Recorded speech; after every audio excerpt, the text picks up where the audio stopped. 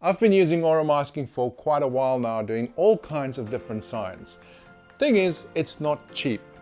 This, however, is from a company called Vivid, and this 150-foot roll only set me back 122 Australian dollars, compared to $162 for only 100 feet of Oramask at the time of purchase. So while I was recording this, something did go wrong with both of these results, and it was a little bit unexpected, to be honest, but I thought to myself, you know what, instead of re-recording the whole thing, I'm going to share this with you, warts and all, because you are going to run into this issue. It doesn't matter what you use, and there's an easy fix to it, and I'm going to share that with you today. So let's jump straight into this one. This is a leftover piece of wood from a recent project where I made some signs with. And what we're going to do is mask up half of this with Oramasking and half of it with the Vivid masking. Then we're going to engrave the same image or graphic on both sides. Then we're going to color fill it and then peel it off so you can see the difference, or in this case, the similarity between the two. Now, after I've secured this to the spoil board, I'm going to got two pieces of vinyl, one Oramasking and one for Vivid. Now just take a quick look here.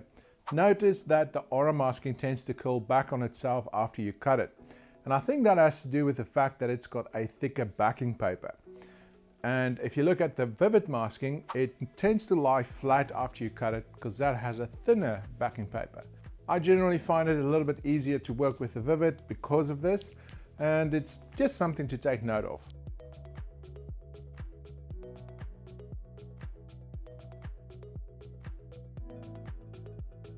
And this is the 90-degree V-bit that I normally use for my outdoor signs.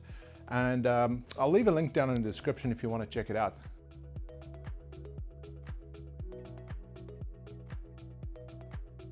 And besides the fact that I can't spell to save my own life, you can see both of these look pretty much identical.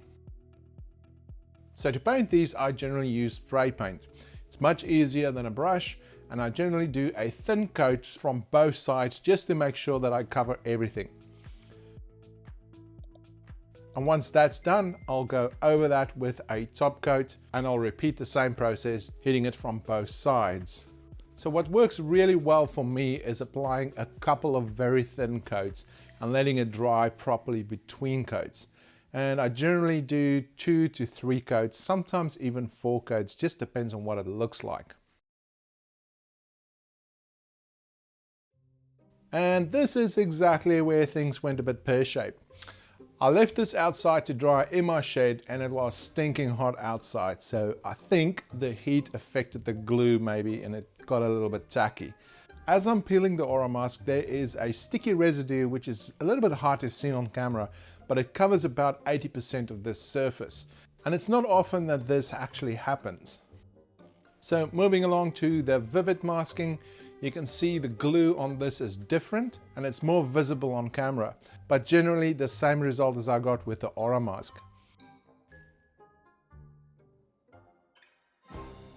Now this is how I easily get out of this sticky situation. The easiest way is just to use an 80 grit sandpaper on a random orbital, something like this, and then afterwards go over it with a 120 grit just to make everything nice and smooth, and it really makes those edges nice and sharp. And also the 80 grit does not clog up with the glue, which is great. I'm willing to bet that you wouldn't be able to point out which one is which if you didn't already know, because as you can see, the results are pretty much identical for both of these. Now if you want to seal your sign after it's done, you can use something like this. This is a decking oil that I'm using, and it's actually a linseed decking oil, and it's got an anti-mold formulation. Now the way to do this is just using an old rag, and you just rub it over the surface. Then you let that dry, and you can repeat that a couple of times until it starts pooling on the surface. And that way you know it's got enough soaked into the wood, and you can just wipe off the excess.